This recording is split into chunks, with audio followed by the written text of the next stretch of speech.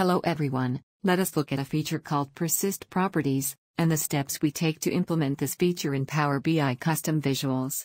Persist Property is a feature through which we can create persistent settings in Power BI Visuals.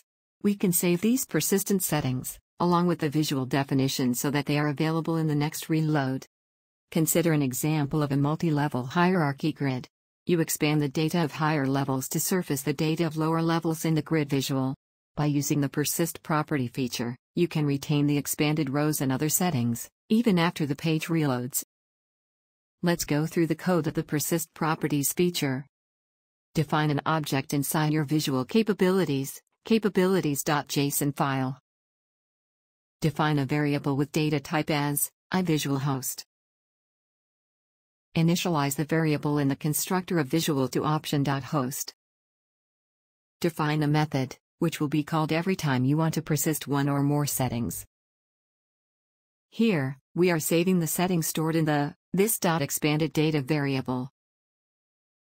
Define a method, which will be called every time you want to display the persisted settings.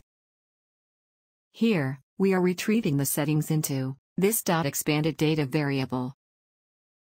Update method of the visual will be called automatically every time this .visualHost.persist properties of data is called.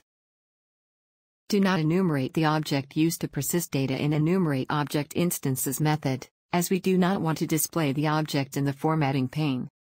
Using this approach, we can create persistent settings that allow us to retain displays even after a page reload.